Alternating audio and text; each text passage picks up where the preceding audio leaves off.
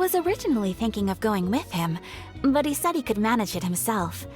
He told me to go see the sights around Fontaine and to enjoy the local culture.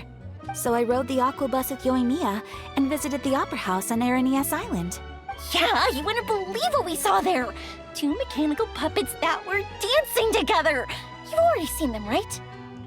Yeah, those two! Amazing, aren't they? We sat and watched for quite a while. It was mesmerizing. Like we could keep watching them forever. Oh, it was the same for us the first time we saw them too! Afterwards, we went swimming at the beach! Well, diving to be exact. It was the first time I ever breathed underwater! I held Ayaka's hand and we counted down together. 3, 2, 1, and then splash! We were beneath the waves.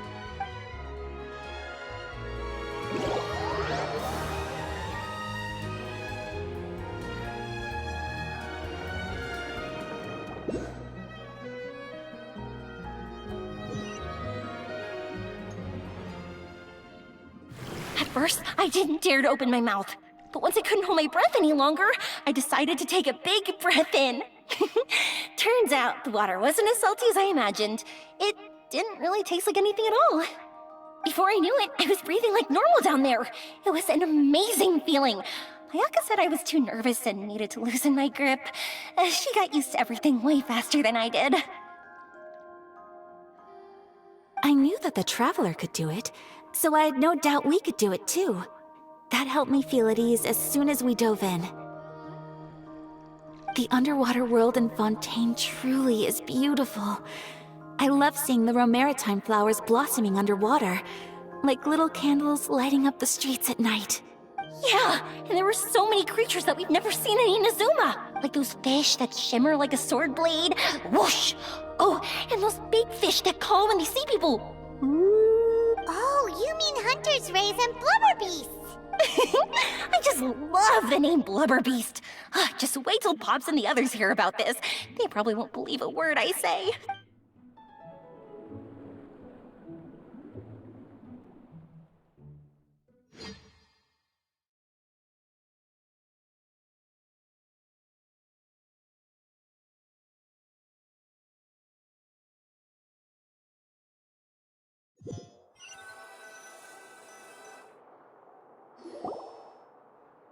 Yoimiya was down there for quite a while. It was dark before we finally rode the aqua bus back to the city. I figured she'd want to sleep in today. Yeah, even I was worried that I wouldn't be able to get up. I still felt like I was drifting in the waves when I went to sleep last night. But as soon as I woke up today, I remembered that we'd all be shooting a film together, and I was ready to go. Speaking of the film, where's everybody else? My brother and Xavier were speaking to the restaurant owner about using the place as a filming location. They should be here soon. As for the others, We're here. Please excuse my tardiness. I just finished the Special Patrol's 6-mile morning jog. Wait, 6 miles? I'm so tired. I heard you all chatting, so I decided to come down. I sure could use some of that endless energy everyone else has. Good morning, everyone. Morning. Can someone fetch me a cup of coffee? More milk, hold the sugar. Sure. I'd be happy to do that for you. No, you can't go anywhere. Please, have a seat over here so I can get started on your makeup. Ugh, the last thing I want is coffee stains on my costumes. I can get the coffee. It's the perfect job for an assistant.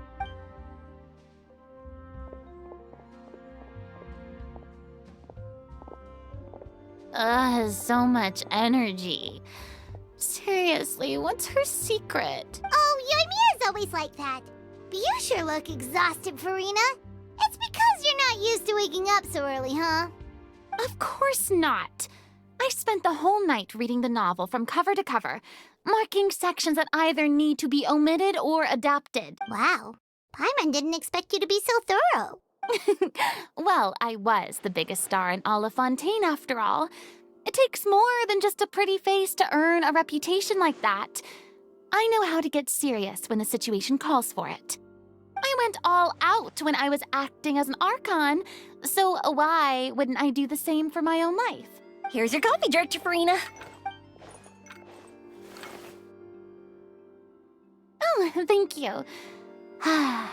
The sound of being called director and the aroma of coffee feels almost as refreshing as hearing the birds chirping in the morning. Ah, it seems everyone has managed to arrive on time. We've reached an agreement with the restaurant owner. We are free to use the second floor to shoot our film. Really? That's great! He is really looking forward to our film, and hopes that providing his restaurant as a filming location will attract more customers. Well then, Mr. Xavier, I'll leave the rest to you. Okay, thanks. First, I'd like to introduce our new members. This is our prop manager, Veronique. She'll be in charge of all the film's props and items. And this is Bonneau, our lighting technician. He'll be in charge of lighting and illumination to set up each scene's atmosphere. Wow. Sure feels like we have some real professionals joining the crew now. First of all, please allow me to first express my sincerest gratitude to everyone in the crew. When my investor informed me yesterday that he wouldn't be able to provide the funds, I really thought that this was the nail in the coffin for this film. I had no idea that I'd find so many people willing to help me on such short notice. Thank you. Thank you all from the bottom of my heart. No need to be so cordial, Mr. Xavier.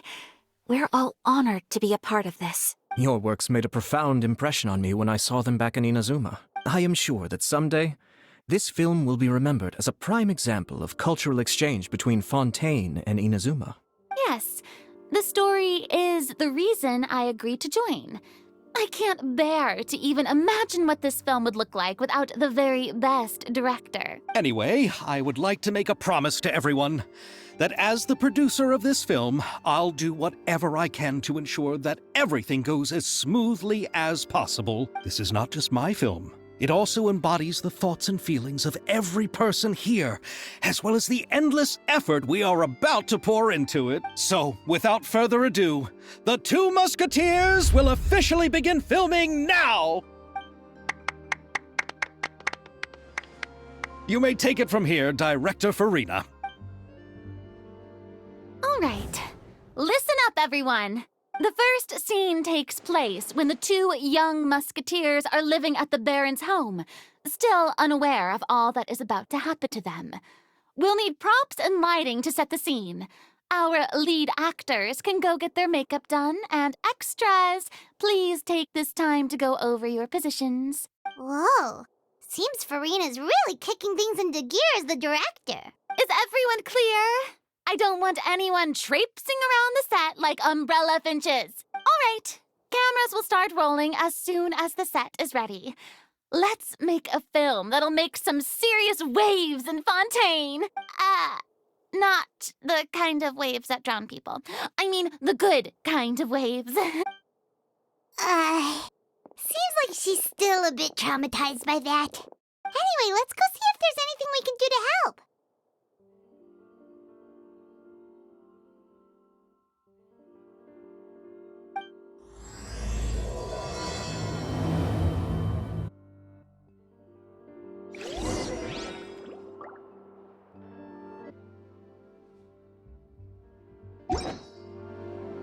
Boats are made for transferring commodities back and forth, and those that come across Liyue tend to stay.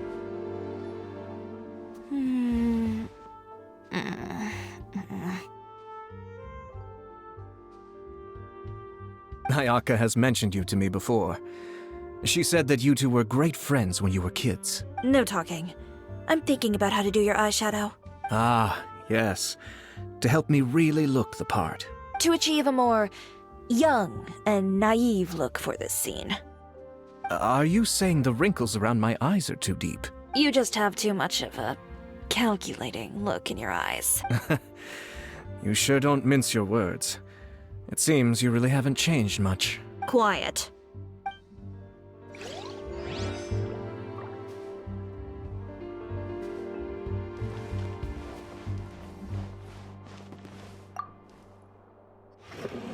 How about here? A little more to the left. You got it. Hey, Yoimiya, do you need a hand? No, I'm fine. You know, doing the lighting is kind of like designing a fireworks show. It's interesting to imagine what kind of atmosphere the lights will create. I heard that the Traveler will be operating the camera and Paimon will be the clapper loader, right? Those roles are just perfect for the two of you. Really? Is that because it'll be easy for Paimon to hold the clapperboard while flying? Well, sure, there's that, but that's not exactly what I meant. I just think that after all your journeys together, you two must have developed a super close bond and just naturally know how to work with each other. If I'm not mistaken, the director will want the cameras rolling as soon as the clapperboard goes clack. Oh, I see. It's amazing to see the magic behind filmmaking. Yoimiya, we need lights over there, too. Oh, on it! I've got to get back to work. Chat with you later. Oh, it's exciting to see so many people working together to bring the film to life. Seems like Yoimiya's really getting into it. But she was right. We do have a super close bond, don't we? Paimon's really happy to hear that.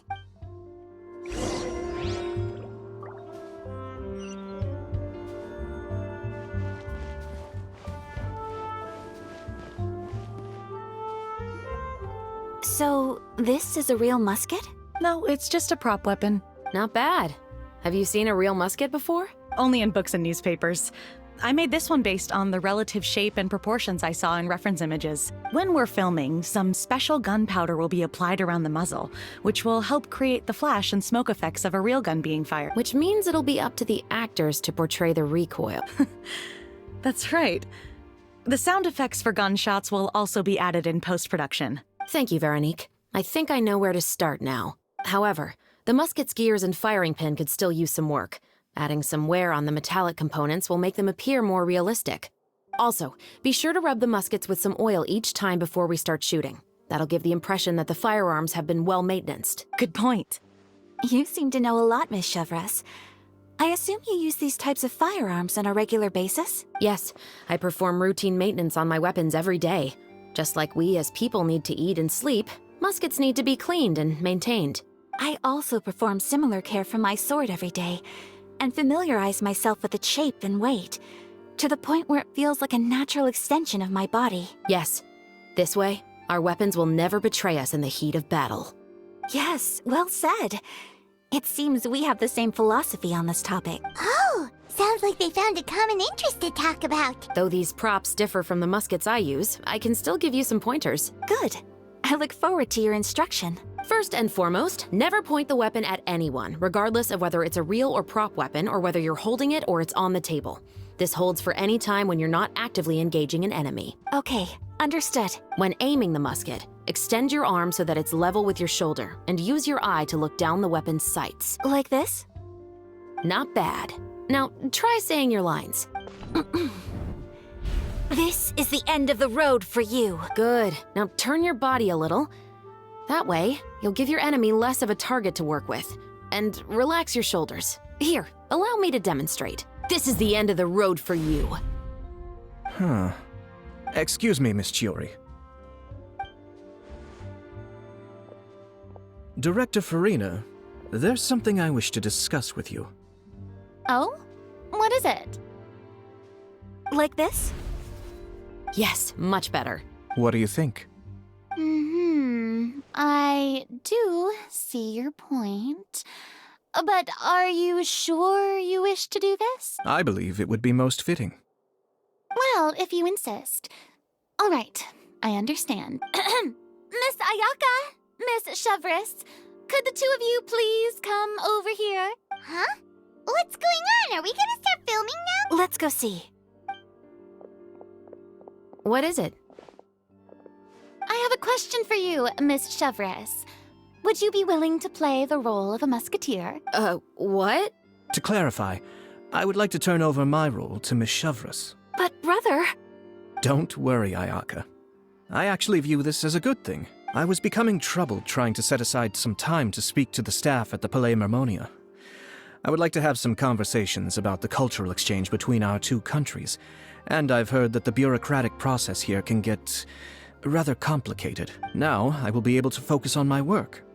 Besides, you also know that I'm not really one for public performances. Are you really sure?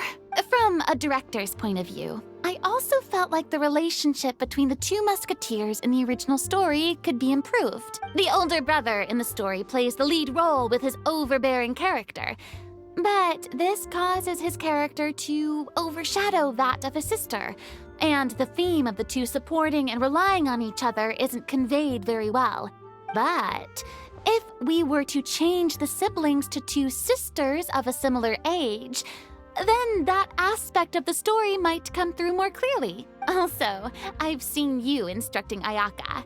That cold and dignified personality is exactly what we need for the older musketeer. Of course, even with all these insights, the decision should still be made by Miss Chevreuse. Chevreuse mentioned that she really likes the story, right? Paimon bets that she'll take the role. All right, I'll take the role. Good. It's decided then. I'll get started on making edits to the script. We'll also need to make some immediate adjustments to the lighting, props, and costume. I have a feeling that our adaptation will be even better than the original story. You're doing a great favor for me, Miss Chevreuse. You have my gratitude. Don't mention it. I like this character, so if anything, I should be the one thanking you. Well, since my brother is the one who brought up the idea, I suppose there's no need to worry. Let's go, Miss Chevreuse. I look forward to working with you. Please, just call me Chevreuse. Seems like you're really going out of your way to solve the problem I was having with your makeup. Surely you jest, Chiori. I assure you that I was mostly motivated by a desire to spend more time on formal business. Oh, come on. You really think I'd buy that? According to what I've heard from Ayaka, her brother is someone who can juggle 10 different matters at the same time. I'm sure you have other reasons for backing out. Perhaps. Ayaka always said she wanted to go out and see more of the world, just like the Traveler. But I feel that she needs not only to see other nations, but also to make some different kinds of friends. I think it would be harder for her to make new connections with me constantly by her side. I would like to give her some space. All right, go on. Spoil her some more. Ayato! It's too bad you're stepping down from the role. Paimon really wanted to see you act as a musketeer. No need to poke fun at me. I'd wager that you also felt that I wasn't the best candidate for the role. It's a little hard for Paimon to imagine you saying those lines. Yes, I've made an appointment to meet some people from the Palais Mermonia.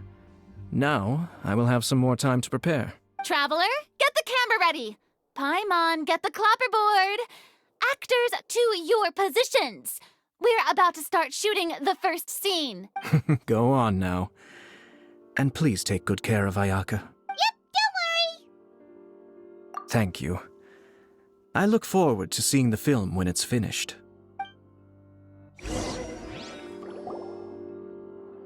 All right. Now that we're all here, let me help set the scene for everyone. The first scene takes place when our two main characters are still living at the Baron's estate. They've been ostracized and verbally abused by others in the household, but they still have no idea why. We want to capture how naive and innocent they are despite their pain. Chevreuse will be playing the role of the older sister, Tulip, and Ayaka will be the younger sister, Iris. Be sure to get close-ups of the main characters at the right moment. Silence on the set! Lights! Camera! Action! Let's go! Tulip, Mother's been out for quite a while now. Perhaps she went to pick some flowers on the way home. You know how she loves flowers. Iris, Tulip! I'm home! Mother! You were out for so long, we were beginning to worry about you. I'm sorry, but I'm back now, safe and sound. Here, I brought your favorite treat, apple turnovers. Mother, What are those bruises on your hand? Huh? What bruises? Oh, I must have bumped into something while I was working yesterday. But I didn't notice them this morning. Then perhaps they're from when I accidentally tripped when I was out just now. By the way, did you have fun playing at home? What's the matter, Iris? Well, we've realized that no one really wants to play with us. They even took Iris's doll and spat at us. And they even called us names. They said we were... Shh! It's all right, don't worry. Girls, listen to me. It doesn't matter what anyone says. Don't listen to them. No one can define you with such words. You both have wonderful lives ahead of you. Just like your names. You will both blossom like beautiful flowers. Maybe your time to blossom hasn't quite come yet. But one day, you two will bloom more beautifully than anything else. Don't let the soil you're in now ruin your future beauty. Understand? My dear daughters. And cut!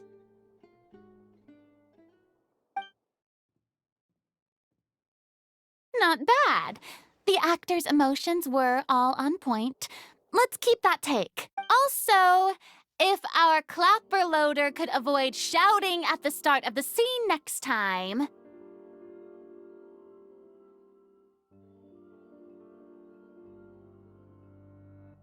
Oh, got it. Great. I was a little worried that my nerves would get the better of me. What about you, Chevros? I felt fine. The lines weren't too difficult at all. Seems like Farina must have adapted the role nicely. You two were great. I couldn't tell it was your first time acting in a film. You should have more confidence. Thank you for your encouragement. Positions, everyone! We'll move on to the next scene after we try a few more camera angles.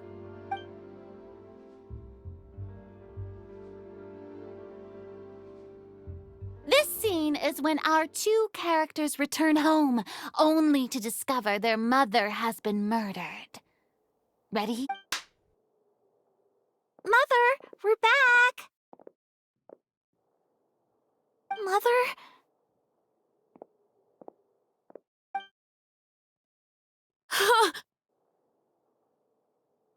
What's wrong, Tulip? Iris, stay away! Huh? Why? What's...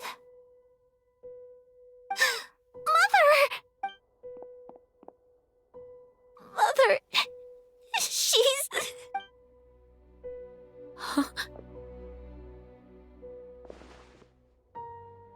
There's poison in this cup. Huh? I could have sworn I've seen this kind of cup before. Those aristocrats. They didn't even try to cover up their actions.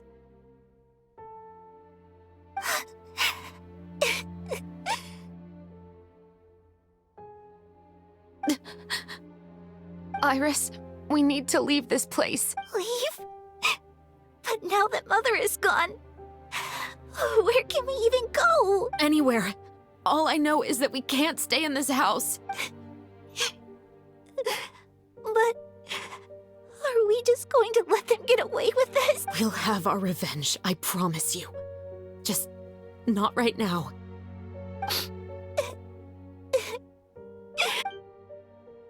Come on, let's go. No, wait. We can't just leave Mother here like this. At least let me leave this rose with her. That's why we went out in the first place. To buy her this flower. All right. Goodbye, Mother. We'll avenge you. Someday. And cut! Beautiful! Great performance!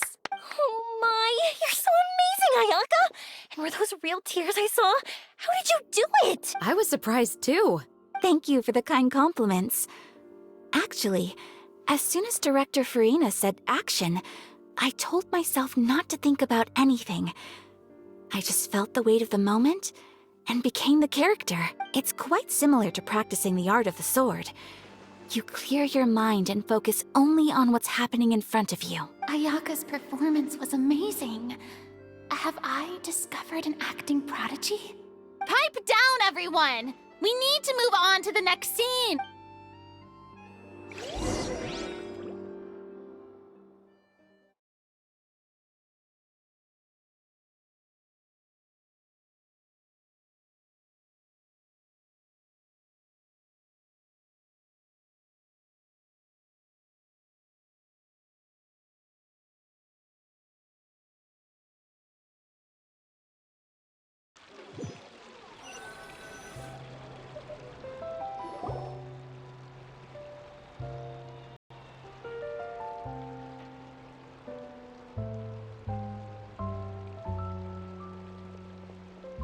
Huh? Are we done already? But Paimon wants to keep playing with the clapperboard.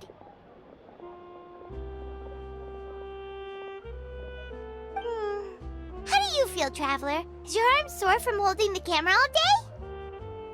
Good work, you two. You too, Chevres. You were quite the actress today. I've read this novel many times before.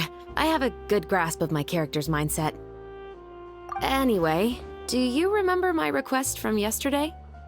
Oh, right! We were having so much fun that Paimon nearly forgot! You have a case where the murders seem really similar to the cases in the novel, right?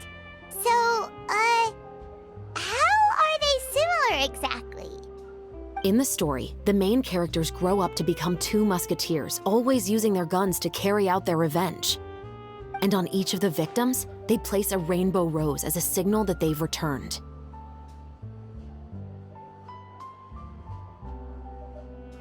Yes, that's correct. We found rainbow roses just like in the novel. Seems like you're connecting the dots now. Oh, that does sound pretty concerning. Especially after seeing the script today. Oh, now Paimon can't stop wondering what kind of ulterior motive the murderer might have. What do you think, Traveler? You're smart. Paimon wants to hear your thoughts.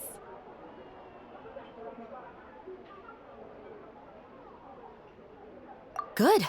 On behalf of Fontaine's Special Security and Surveillance Patrol, thank you for your dedication to justice. There's no time to lose. We should start investigating right away. Follow me. Huh? Right now? But we just got done filming all day. Paimon's so tired. The most valuable intel always comes after nightfall. They are like small, remote islands in the middle of the sea. If you don't stay vigilant, you will pass right by them in the fog. That's how one of my favorite books always puts it, at least. So, where are we going right now? Let's start by checking out some workshops that sell mechanical components. If the culprit is making their own weapons, it's very likely that they'll visit those sort of places.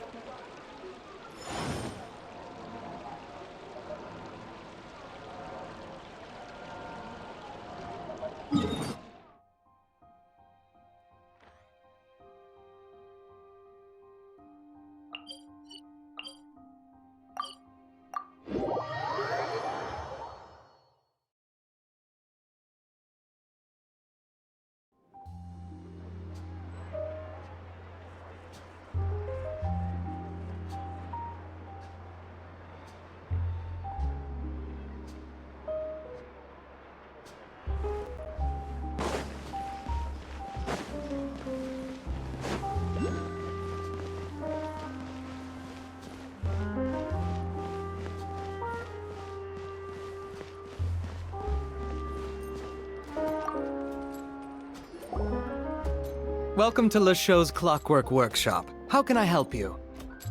Hello. I'd like to know if anyone has purchased some special components lately. Special components?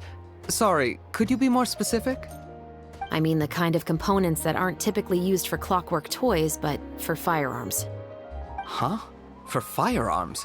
No, we don't sell those sort of things here. Don't misunderstand. I'm not here to cause any trouble. We are merely investigating a case, and we're hoping that you could cooperate. Well, to be completely honest, I'm not even sure what kind of components that would entail. Has anyone ever purchased components here as an individual rather than on behalf of an organization? We have a lot of customers who buy toys, but those who buy components are all regular customers who buy in bulk on behalf of their organization. Is that so? I understand. Thank you for your cooperation. You're welcome. It's the least I can do.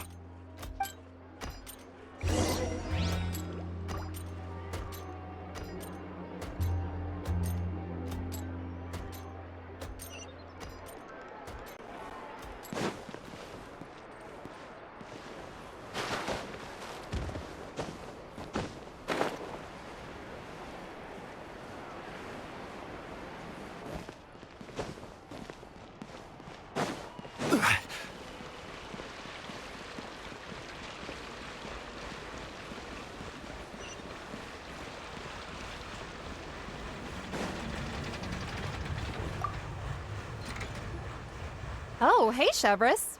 Run out of oil for your musket again? Hello, Estelle.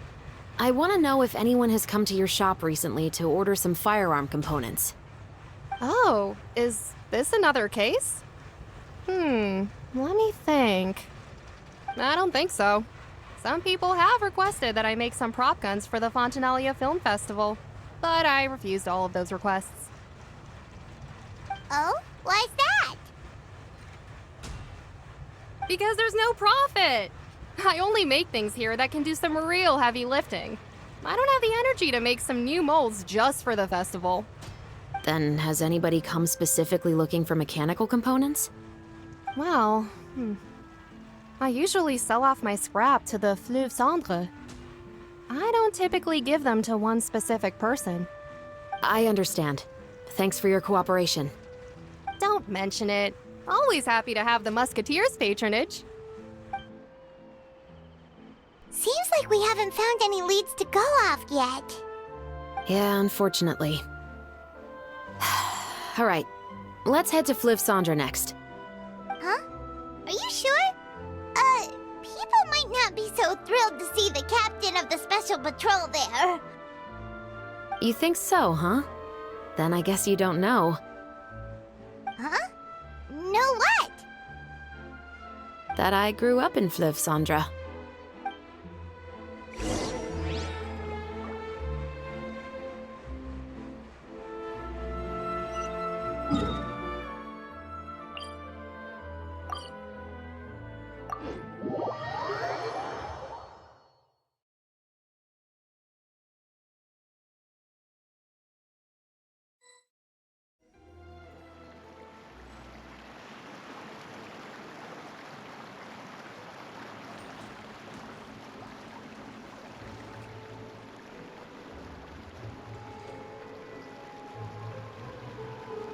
Osmanthus wine tastes the...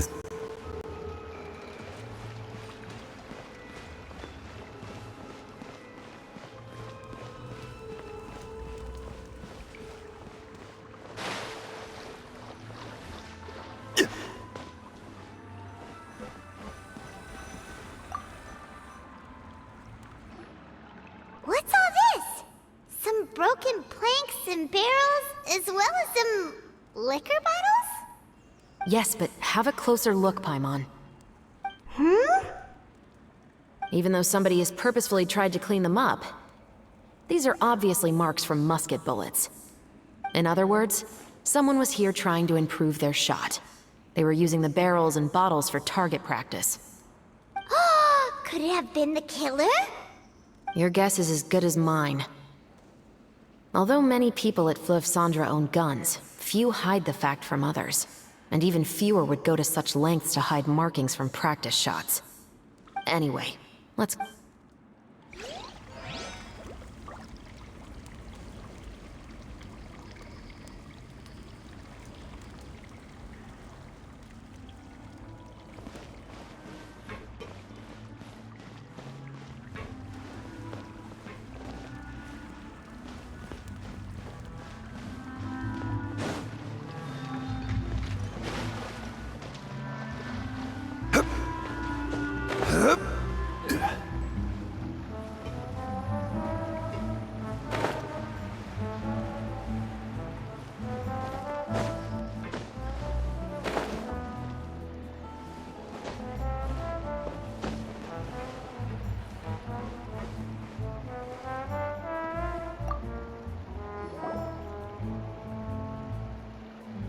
It's been a while, Tetro. Please, just get on with your request. I want to know if you've heard anybody talking about muskets lately. Information isn't free, you know. I've heard that bandits have been extremely active in the countryside recently, and they've been affecting the delivery of goods to Poisson. I can allocate some more manpower to help out with that problem. What do you say? You're still as helpful as ever. One of our men got drunk at dinner about a month ago and lost his gun. 3 days later, it turned up in the corner here. What's weird about that? He just forgot where he put it, right? This is Fleuve Cendre, my friend. Anything of value left in the tavern won't ever make it to the next day, but that gun turned out to be an exception. It didn't get any new wear and tear on it, and didn't even appear to have been fired. We were quite mystified as to what could have happened. I suspect it came back because the weapon was already known to the guards. You mean, a criminal was afraid the Marechaussee Phantom would use the shot marks to track them down? Maybe. But if that's the case, the culprit really took great care to avoid getting caught. I didn't say anything about a criminal. In Fleuve Cendre, knowing who was killed is as easy as knowing what clothes you're wearing today. It's the guy living in the east side, isn't it? I've never liked him. Every time he's here, he just orders a drink and sits there with a nasty look in his eyes. So, who was the one who lost the gun in the first place? Don't bother. Even if you ask, he wouldn't admit to owning a gun to some strangers. Not to mention the captain of the Special Security and Surveillance Patrol. He's right. I know you grew up here, Chevreuse. Even though you're on good terms with the Spina, you've still been gone too long. Not many people know you here now, and a lot of people don't like the Special Patrol. I know. So take my advice and don't show your face too much around here. It's for your own safety. I'll come and go as I please, and I'm afraid I'll be appearing more often due to my work. All right. Don't say I didn't warn you.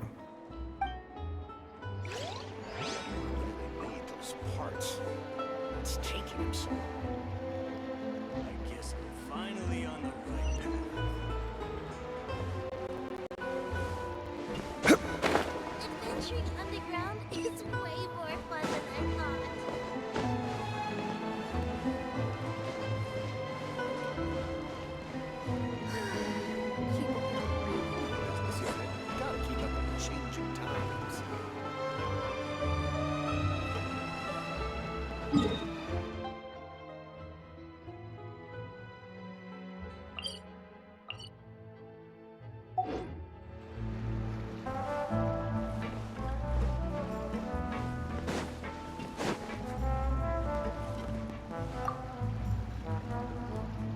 Hello, I'd like to ask some questions.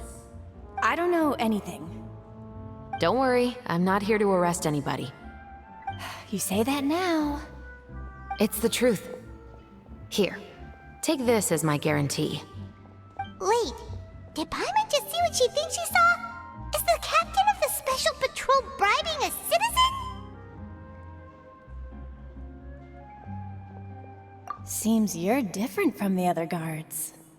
What do you want to know? Have you heard anything related to muskets in Fleuve Cendre lately? Anything at all? Muskets, huh? All I know is that about 2 weeks ago, we started hearing some loud noises at night. So loud that it's been waking me up. Were they gunshots? Possibly. It's hard to tell around here. Someone's house collapsing, a pipe exploding somewhere, it's all the same. But the noises I'm talking about definitely happened after I fell asleep. Do you know where the noises were coming from? I don't remember clearly. Is it that you don't remember, or that you need to think about it some more? You tell me. Then please, think about it some more. She's giving her even more Mora!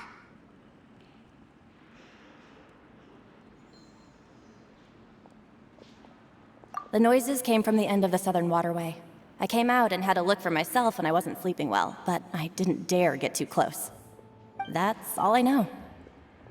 All right, I'll take your word for it. Thanks for the pâte de fruits.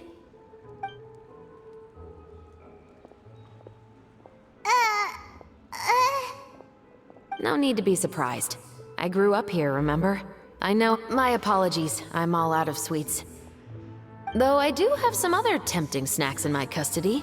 Fries, fried chicken, and even onion rings. But taking care of junk food is my responsibility. You're better off sticking to your normal, nutritious diet. Now then, let's keep going.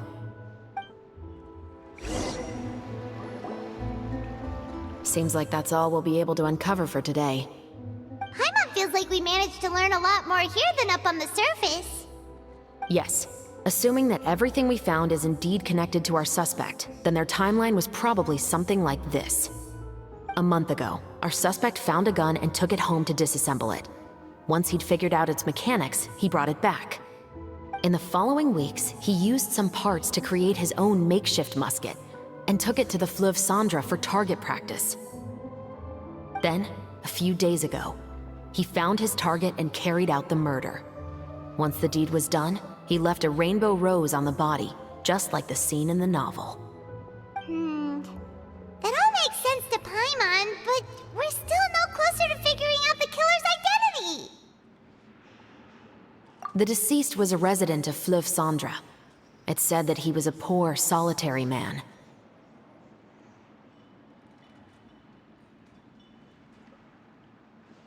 Yeah, that's also something I'm trying to figure out.